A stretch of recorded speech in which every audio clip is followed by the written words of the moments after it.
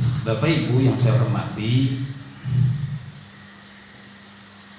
dalam Islam kedudukan orang tua itu nomor 2 setelah Allah dan Rasulullah. A'udzubillahi minasyaitonir rajim. Bismillahirrahmanirrahim. Wa'budullaha wa la tusyriku bihi syai'an wa bil walidaini ihsana. Wa'budullaha wa la tusyriku bihi syai'a, dan sembahlah Allah, janganlah kamu mempersekutukannya. Jadi ayat di sini menjelaskan yang pertama, kita hanya boleh menyembah Allah Subhanahu wa ta'ala, memohon kepada Allah, meminta kepada Allah, bersandar kepada Allah Subhanahu wa ta'ala, dan tidak boleh kita menyekutukannya dengan yang lain. Terkadang dalam kehidupan keseharian ini kita sebenarnya banyak melakukan kesyirikan yang tanpa kita sadari. Kalau orang megang keris ketahuan, kita bisa vonis. Nah, yang terkadang dari bahasa ini, dari bahasa, kadang-kadang itu kita nggak menyadari sebenarnya bahasa itu bahasa menjadikan kalau bener-bener ke hati itu jatuhnya syirik. Kalau saya nggak kerja, nah, saya nggak bisa makan, nggak punya duit, gitu kan. Kalau saya nggak dagang, mana mungkin saya bisa mempanin anak saya. Biasa gitu. Kalau saya nggak minum obat ini, kalau ke hati ya, kalau syariat nggak apa-apa, secara syariat. Tapi kalau hati, tauhidnya kita meyakini benar-benar, wah ini kalau saya nggak kerja nih, di hati nih, yakin banget gitu. Nah, jatuhnya bisa syirik. Naudzubillah min dzalik. Termasuk menghadapi pilpres, pilgub, ya kan, pilgub umpamanya, jangan pernah bersandar kalau nanti si A pilihan saya menang, lo syari rembang Purbalingga akan berubah. Bisa ada yang jamin? Jangankan pilgub, saat ini aja Pak Prabowo jadi, kita kan nggak ada jaminan, betul? Nggak ada jaminan, gitu. Ya secara sosial, secara syariat ya kita namanya bernegara butuh pemimpin, butuh presiden, bupati, gubernur dan lain sebagainya, butuh camat, kades dan lain sebagainya. Tapi secara hati yang paling utama adalah sandaran kita hanya kepada Allah Subhanahu wa ta'ala, karena tidak ada sesuatu pun yang terjadi di atas muka bumi ini, bahkan sampai daun yang gugur dari dahannya, itu semua atas kehendak Allah Subhanahu wa ta'ala. Termasuk kita yang duduk di sini, yang saat ini duduk, gitu kan. Ini semua atas kuasa Allah, kehendak Allah Subhanahu wa ta'ala. Jadi jangan merasa jumawa, jangan merasa lebih baik ketika ada jamaah kita yang pulang, wah dia mah nggak ngaji, hebatan saya. Jangan sampai kayak gitu. Itu semua atas kehendak Allah Subhanahu wa ta'ala. Kita kan percaya rukun apa? Rukun iman yang berapa? Kepada kodok dan qadar. Artinya ribuan tahun, berabad-abad tahun sebelumnya sudah ditentukan secara detail. Dalam kehidupan ini diumpamakan seperti panggung sandiwara atau sinetron. Artinya kita semua ini hanya menjalankan skenario Allah Subhanahu wa ta'ala. Yang terpenting adalah sami'na wa ata'na. Kedua, kita mengenal Allah Subhanahu wa ta'ala. Lah dilanjutkan wabil walidaini ihsana. Yang kedua, disuruh diperintah berbuat baik kepada kedua orang Ini akhir zaman, mungkin kita pernah dengar ada seorang ibu dipenggal lehernya, ada seorang ibu ditendang anaknya, ada bapak ditelantarkan gitu kan. Nah itu satu hal yang miris di akhir zaman. Tentunya itu tidak akan terjadi bila mana kita mempelajari Islam dengan baik dan benar gitu. Jadi kedudukan orang tua di dalam Islam itu posisinya kedua setelah Allah dan Rasulullah. Maka dari itu kita bisa tengok Alqamah sahabat Rasul. Pernah dengar riwayatnya? Alqamah itu malamnya tahajud, siangnya puasa. Alqamah satu. Dua, beliau adalah sahabat Rasul. Namun ketika di akhir hayat beliau, Alqamah ini ternyata sulit ketika ingin mengucapkan syahadat asyhadu alla ilaha illallah. Otomatis sahabat banyak yang kaget, nggak percaya kok Alqamah yang paginya, yang siangnya puasa, malamnya tahajud. Artinya sholat 5 waktu nggak usah ditanya ya. Malamnya tahajud, siangnya puasa. Udah pasti sholat jamaahnya, sholat 5 waktunya full ya. Lah meninggalnya kok tidak bisa, sulit sekali mengucapkan la ilaha illallah. Lah usut punya usut, ternyata Alqamah ini masih memiliki seorang ibu. Akhirnya mengadulah para sahabat kepada Rasulullah Shallallahu Alaihi Wasallam. Ya Rasul, Alqamah dalam keadaan sahro, dalam keadaan sakaratul maut, tapi kok tidak bisa mengucapkan la ilaha illallah. Lalu bagaimana ya Rasul menghadapi situasi seperti ini gitu kan? Kata jawab Rasul pada saat itu,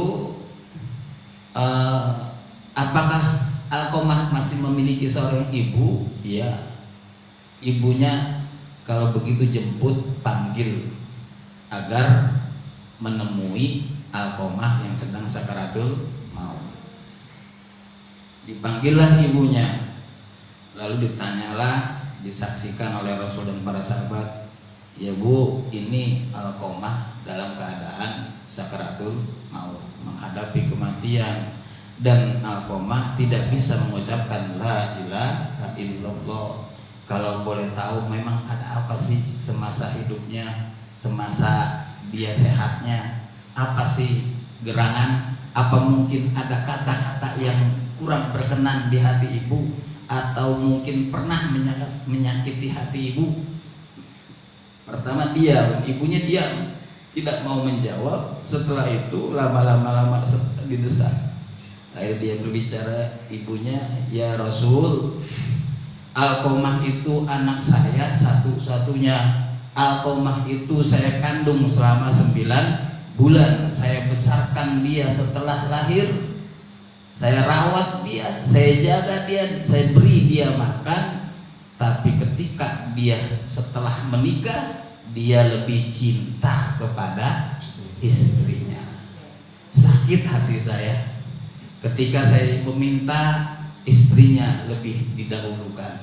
Ketika saya minta pertolongan, istrinya didahulukan, saya diabaikan. Sakit hati saya Rasul. Lalu bagaimana kalau begitu? Ibu nggak mau memaafkan? Tidak ya Rasul, karena hati saya begitu sakit, hati saya teriris sembilu. Akhirnya gimana? Jadi ibu beneran nih nggak mau memaafkan anak ibu Alqamah. Ini bahasa saya ya, kalau bahasa ibunya, enggak ya Rasul, biarkan biar dia merasakan bagaimana pedihnya, seperti pedihnya hati saya.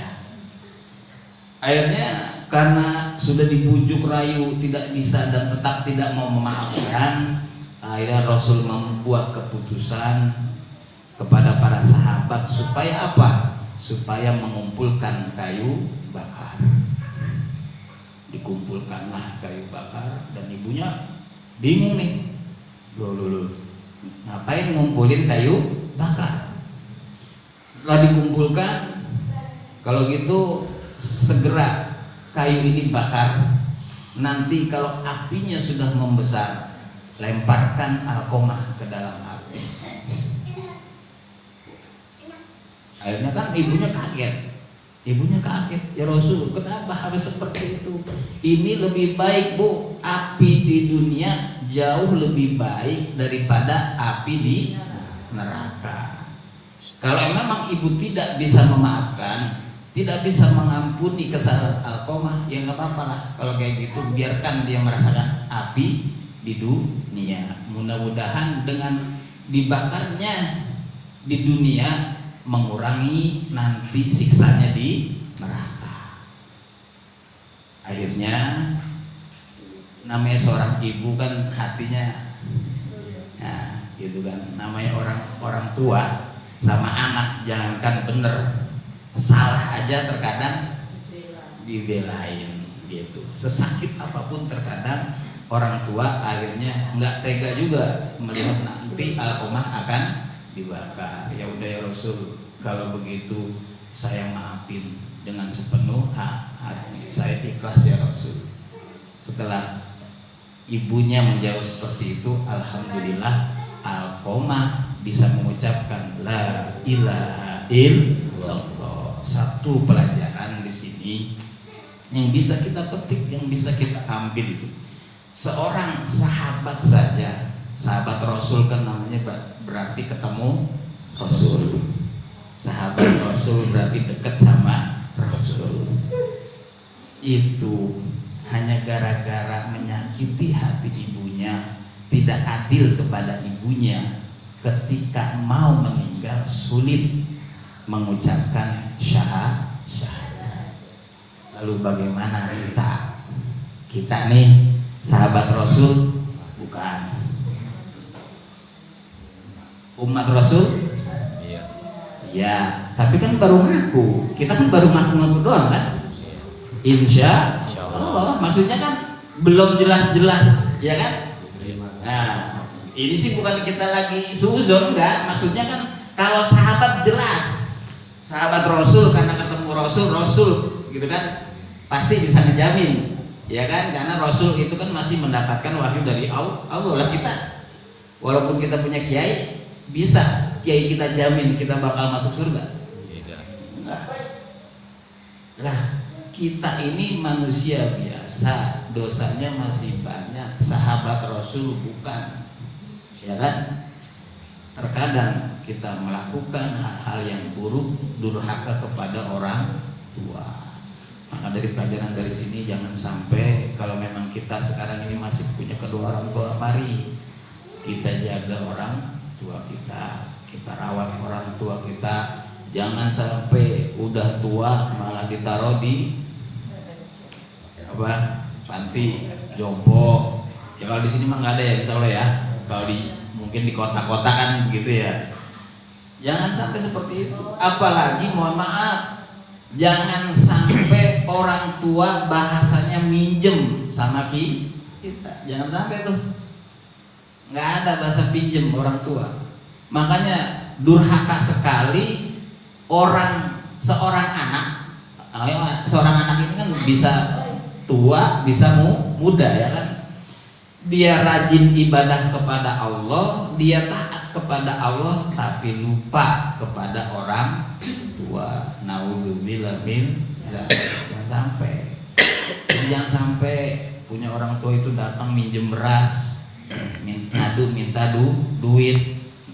Jangan sampai tuh. Makanya kalau punya orang tua, tengokin. Kalau jauh, kalau deket perhatiin. Mak punya duit enggak? Mak punya beras enggak? Berasnya masih ada. Jangan sampai orang tua terabaikan. Kadang-kadang sama orang lain baik, sama orang tua itu naudzubillah min dzalik. Karena tadi sahabat aja sekelas sahabat yang malamnya sujud, tahajud, siangnya puasa, itu matinya hampir-hampir subuh khotimah. Kan hampir kan ya. Alhamdulillah keterangannya itu masih bisa mengucapkan syahadat. Kan itu artinya kalau seandainya waktu itu ibunya tidak memaafkan, suul khotimah.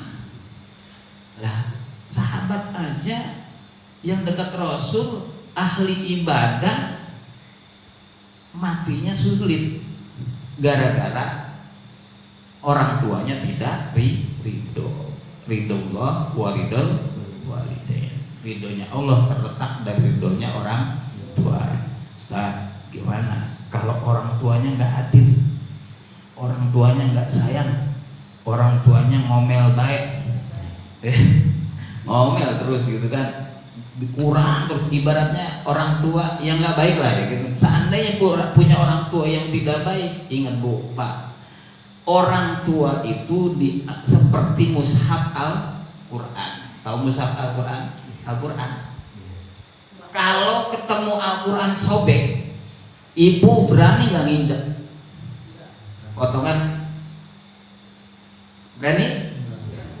Ngelangkain berani? Bakar berani?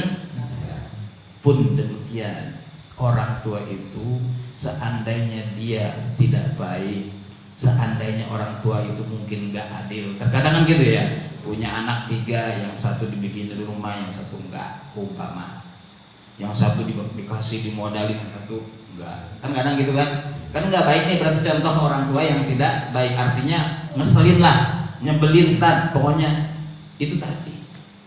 Tetap posisi orang tua itu seperti mushaf Al-Quran. Jangankan utuhnya, jangankan ketika kondisi baik, ketika itu potongan Al-Quran saja tidak boleh kita injak gitu aja, kita lemparin atau kita bakar gitu kan. Boleh bakar ya, tapi tujuannya tadi bukan untuk menghina. Daripada itu, misalnya Al-Quran udah buruk nih ya, udah kan biasanya ada Al-Quran lama tuh, itu boleh Bu Pak bakar, tapi tujuannya bukan melecehkan ya. Nah, kecuali kalau yang seperti kejadian gitu kan, nah itu lain cerita. Itu kan untuk menjaga supaya tidak tercecer, nanti kadang ya gitu, ada anak kecil buat mainan ya kan. Atau mohon maaf, pernah nggak beli sayuran ada potongan ayat gitu kan kadang-kadang tuh. Nah itu sebenarnya itu kan melecehkan sebenarnya kalau sampai ngerti gitu loh maksudnya. Nah seperti itu. Kalau seandainya niatnya seperti untuk menjaga nggak apa-apa, tapi kecuali tadi niatnya untuk melecehkan, nah itu bisa termasuk murtad karena melecehkan Al-Quran. Kembali lagi, jadi orang tua itu seperti mushaf Al-Quran, meskipun potongan ayat, potongan lembaran Al-Quran itu nggak utuh, tapi tetap menghormati. Pun demikian dengan orang tua, meskipun mungkin kurang baik, ibaratnya tidak menjadikan contoh teladan yang baik buat kita, tidak adil kepada kita, nyebelin lah intinya, tapi kita tetap wajib hormat kepada orang tua. Karena tadi ayatnya wa'budullaha wa la tusyriku bihi syai'an wa bil walidaini ihsana, dan berbuat baiklah kepada kedua orang tua. Bahkan wala ufin, bahkan ngomong aja aja gitu, disuruh aja nggak boleh.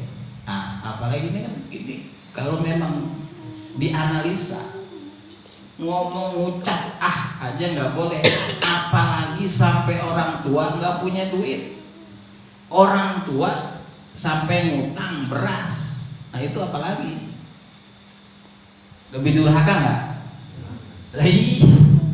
Lawang ngucap aja nggak boleh, apalagi sampai orang tua datang minjem, itu berarti kesalahan kita fatal itu. Gitu. Makanya kalau masih punya orang tua, ayo kita rawat orang tua, termasuk mertua.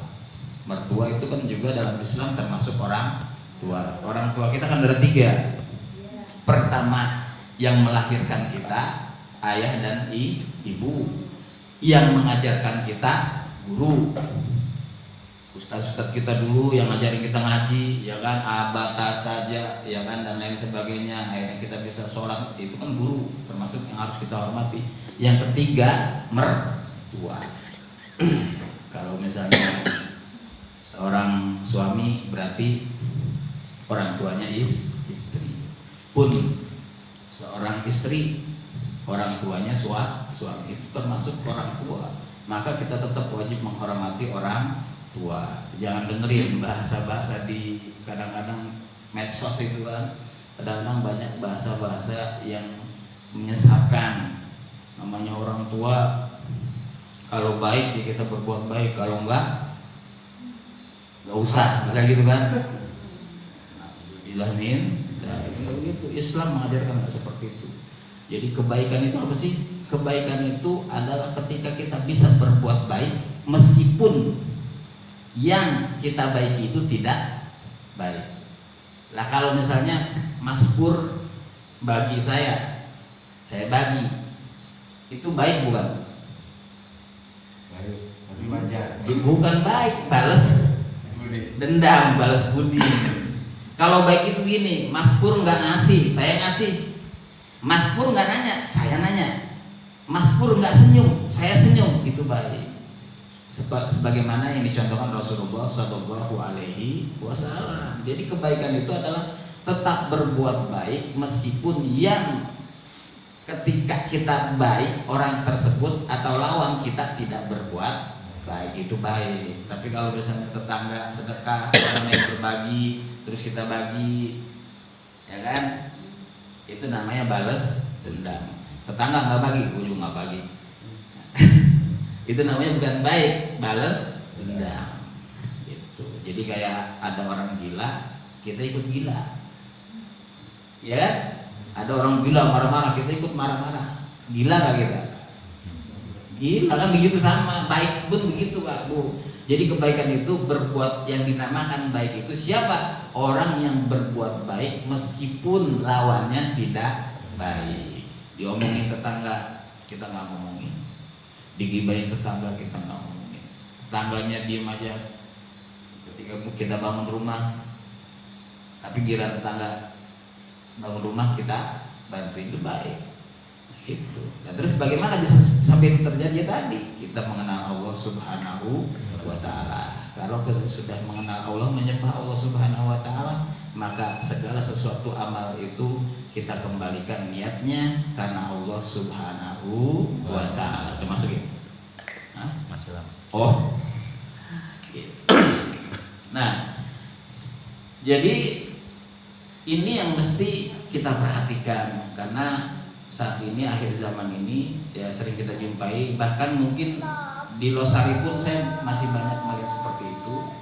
Jadi ketika sama orang lain baik, tapi sama orang tua sendiri galak. Nah itu jangan sampai, artinya nanti ya enggak, saya nggak mengatakan sia-sia, nggak ada yang kata sia-sia, tapi tadi sayang-sayang ibadahnya nanti harusnya ibadahnya nanti terhitung amaliyah mendapatkan ridhonya Allah. Gara-gara kita durhaka kepada orang tua, amal kita nanti jadi hilang. Hilang maksudnya hilang itu apa ya tadi?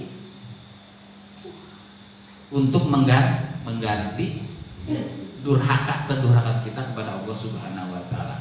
Karena mohon maaf ya, itu kan jelas, fama ya'mal mithqala dzarratin khairan yara wa may ya'mal mithqala dzarratin syarran yara. Jadi dalam konsep Islam itu nggak ada ya ibadah yang sia-sia ya. Kan sering kita dengar nih, ngapain sholat, dia sholat rajin tapi masih judi, gitu kan?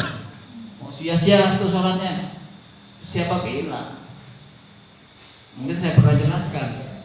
Jadi antara ibadah dan maksiat nggak ada yang kata sia-sia. Maksudnya gini, meskipun orang itu maling, meskipun itu dia korupsi misalnya, dia mencuri atau dia masih gibah atau apa, itu nanti sendiri-sendiri. Ibarat orang iya waktunya nabung suatu saat diambil, di sisi lain ngutang satu saat bayar. 1 tahun nih nabung 30 juta, ngutangnya 35 juta.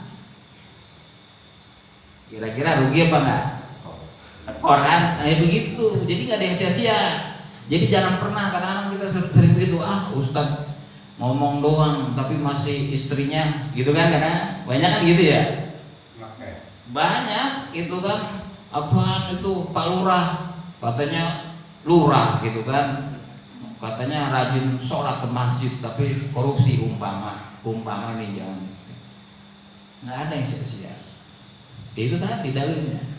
Faman ya'mal mithqala dzarratin khairan yarah wa may ya'mal mithqala dzarratin syarran yarah. Enggak ada.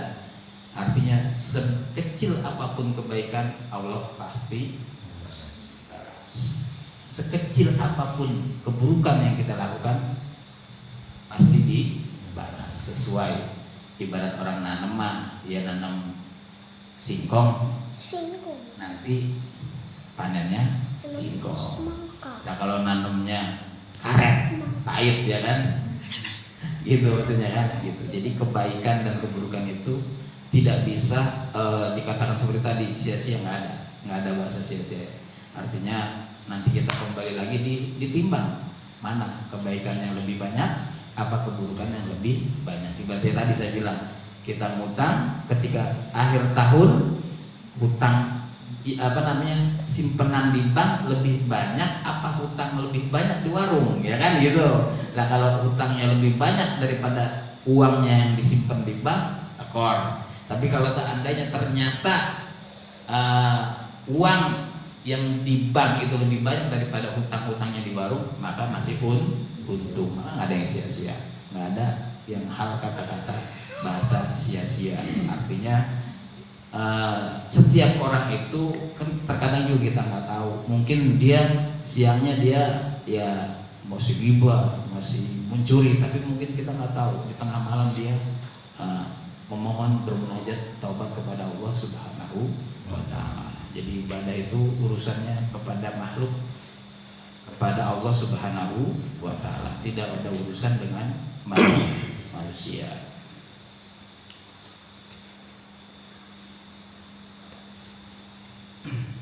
Nah, di sini dilanjutkan di ayat Ar-Ra'd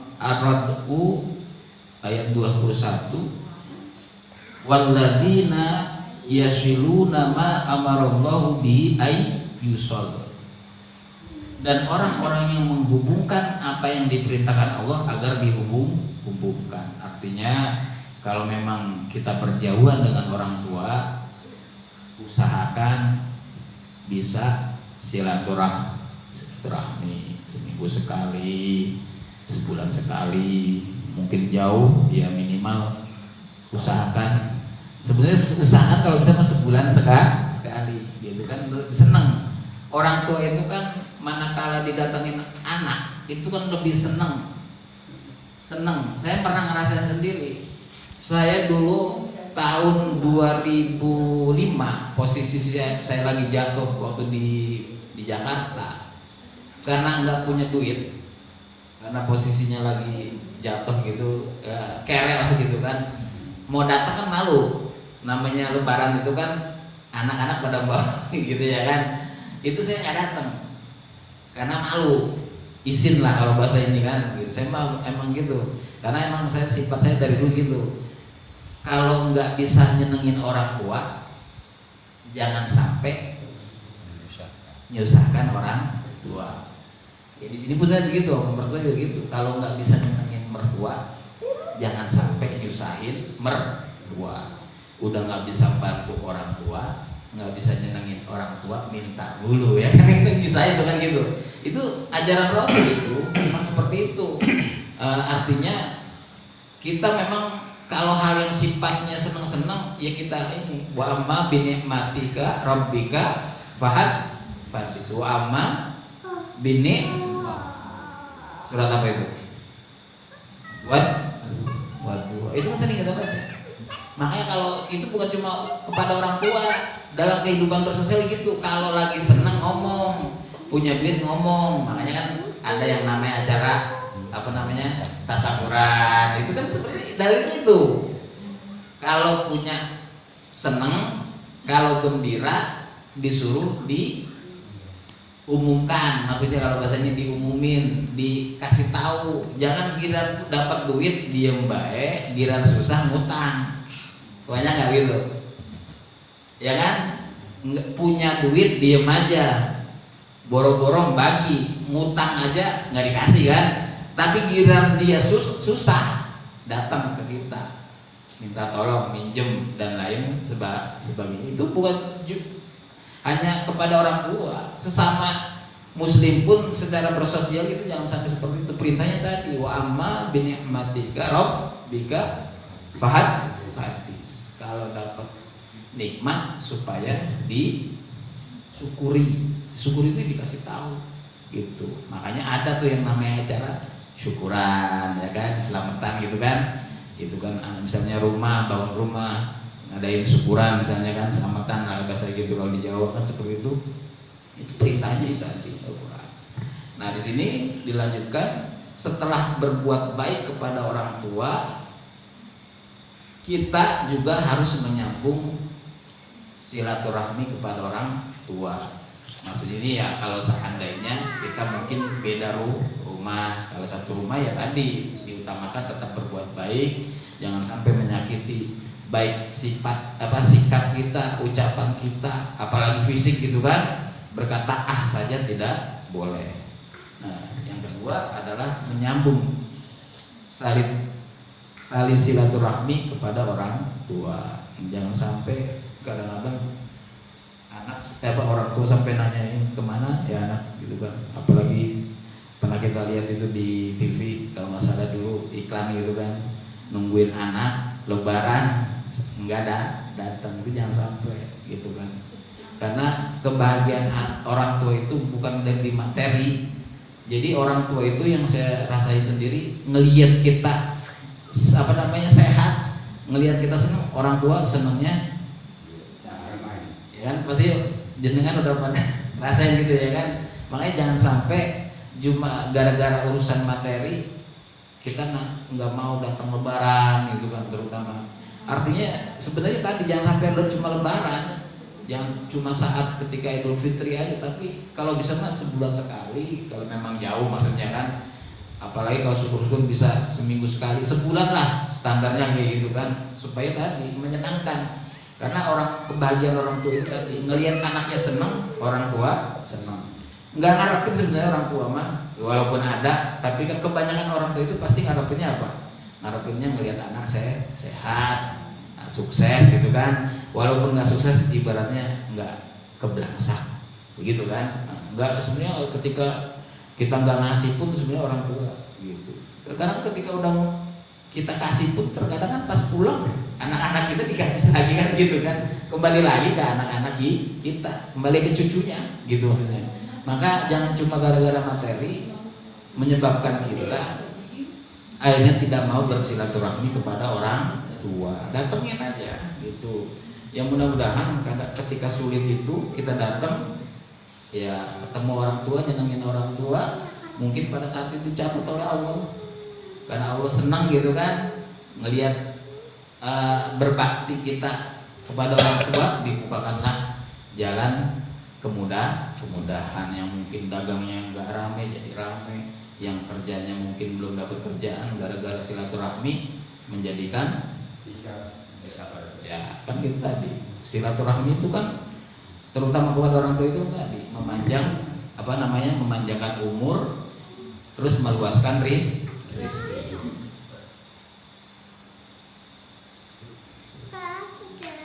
Nah, kalau orang tua sudah tua, nah di sini dilanjutkan lagi di Ankabut, wa wassoinal insana biwalidayhi husna. Dan kami wajibkan, diwajibkan di sini ya. Dan kami wajibkan kepada manusia agar berbuat kebaikan kepada kedua orang tuanya, terutama ketika sudah tua. Nah memang butuh kesabaran nih menghadapi orang tua yang sudah sepuh ya. Terkadang dia mungkin sudah pikun, ya kan, udah sakit-sakitan, gitu kan. Ini memang ujian kita sebagai seorang anak ketika menghadapi orang tua kita, ketika orang tua kita sudah sepuh. Dan saya pernah ngalamin. Ini masih ada orang tua semua? Nah, sama kayak saya juga. Jadi kan gimana Bu perasaannya? Biasanya ada kan gitu ya kan? Gitu loh. Makanya ini yang masih ada tolonglah. Ayo gunakan kesempatan waktu ngerawat orang tua. Sebab kalau udah nggak ada kan kita mau kemana, paling kuburan kan, ke makam paling ziarah kan, gitu kan. Itu kan beda dalam artian beda loh. Baik ketika beliau orang tua kita masih hidup, berbeda dengan kebaikan ketika sudah meninggal. Maksudnya kan itu kan lebih gimana ya? Jadi ketika orang tua itu sudah nggak ada, terutama ibu, udah nggak ada lagi tempat kita ngadu kan. Biasanya kan kalau orang tua ini mah kan kita susah, kita ngomong dalam artian nggak mesti minta bantuan, tapi kan berkeluh kesah, mencurahkan namanya seorang anak kepada orang tua gitu loh. Emang benar-benar rasain saya kehilangan kedua orang tua gitu. Artinya untuk ibu bapak yang saat ini memang masih dikaruniai seorang masih orang tua, mungkin keadaannya sakit, udah tua, udah pikun. Nah itu memang kita gunakan kesempatan untuk meraih ridhonya Allah Subhanahu wa Ta'ala. Jangan disia-siakan. Jangan istilahnya apa ya? Terkadang gini, kadang orang tua pengen makan apa gitu kan? Itu ngeres, kalau bahasa Arab Betawi ngeres. Ketika kita inget pas udah meninggal gitu, ya Allah kemarin dia minta gitu kan. Makanya tadi ini saya berpesan untuk bapak ibu yang mungkin orang tuanya masih ada, mari kita jaga orang tua kita, hormati kedua orang tua kita, karena memang itu perintah Allah dan Rasulullah Shallallahu Alaihi Wasallam. Bahkan para ulama menjelaskan ketika berdoa kita melupakan orang tua, Rabbi firli wali walidaya warhamhuma kama rabbayani, itu terhijab doanya. Maka jangan sampai lupa ketika setelah sholat atau apapun berdoa, selipkan doa Rabbi firli warhamni wajiburni Allahumma gfirli dzunubi wali walidaya warhamhuma kama rabbayani shaghira. Itu jangan sampai hilang karena hijab. Jadi banyak ulama yang mengatakan ketika seorang anak berdoa melupakan doanya kepada orang tua, itu terhalang, terhijab doanya, dijabah oleh Allah Subhanahu wa Ta'ala. Maka dari itu sebagai penutup, perayaan penutup, mari selain kita ibadah kepada Allah, taat kepada Allah, kita juga kalau memang masih memiliki orang tua, kita taat kepada orang tua, jaga orang tua. Kalau udah meninggal bagaimana ya? Kita minimal datang ziarah kubur. Sama Bu, kan kubur itu kan belum akhirat. Kubur belum akhirat ya. Kubur itu orang tua kita masih bisa melihat kita. Orang tua masih bisa melihat kita. Tapi tadi jangan datangnya minta, bukan, maksudnya doain orang tua gitu. Seneng kayak kita gimana sih punya anak nggak pernah datang kan, kangen ya kan. Pun demikian orang tua kita yang sudah meninggal pun itu sebenarnya ini juga. Kalau didatengin seneng. Gimana sih kalau kita nggak didatengin anak, seakan-akan kita dilupakan anak gitu loh. Makanya tadi kan Rasulullah memerintahkan, bahkan untuk perempuan aja, wanita, adapun dulu aku melarangmu untuk ziarah, sekarang fazura, silakan berziarah kubur. Yang penting tadi jangan minta ke kubur, ziarah, doain orang tua. Mudah-mudahan dari sebab kita menziarahi orang tua kita diberikan kebaikan oleh Allah Subhanahu wa Ta'ala. Kedua yang mesti kita ingat, karma masih berlaku. Kalau sekarang kita sama orang tua nggak baik, satu saat anak-anak kita pun akan dibalas juga seperti itu. Kalau sekarang kita nggak mau ziarah ke orang tua kita, satu saat pun ketika nanti kita mati, anak-anak kita pun pasti gitu. Kan namanya anak itu kan nggak jauh dari orang, kayak buah lanjar apa namanya, dan lain gitu ya kan. Buah itu kan nggak jauh dari pohon. Bapaknya maling, anaknya copet, jangan begitu. Seperti itu. Kalau memang dalam artian kalau sebisa mungkin lah gitu kan. Kayak saya misalnya kayak gini, minimal ya kalau memang nggak bisa tadi jangan putus doa. Kalau memang jauh nih, kayak saya mungkin di Jakarta ya kan, kalau memang mampu ya tadi datangin. Tapi kalau nggak mampu ziarah ya minimal tadi sholat 5 waktu jangan pernah lepas mendoakan kedua orang tua yang sudah mendahului ya. Karena bagaimanapun jasa orang tua kita kalau diukur itu kita tidak akan bisa membalas. Karena ya tadi namanya kebaikan ibu orang tua itu sepanjang. Kalau kebaikan anak kepada orang tua sepanjang jalan, ya kan gitu kan? Iya kan begitu. Namanya orang tua kan udah mengandung, melahirkan kita, ya ibu ini udah ngerasain lah bagaimana rasanya ya kan.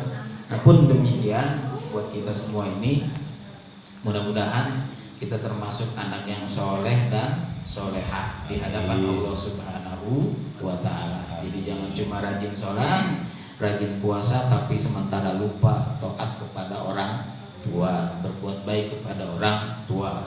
Apalagi mohon maaf sampai datang orang tua bahasanya minjem, naudzubillah min dzalik, jangan sampai ya.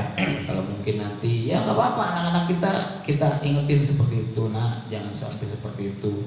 Nggak apa-apa kita kasih seperti itu. Karena kan saat ini kenapa bisa terjadi gitu, karena peran serta kita sebagai orang tua kadang lupa ya kan mengingatkan gitu. Maka dari itu yuk kita senantiasa ingat kepada Allah, menyembah Allah serta berbuat baik kepada kedua orang tua.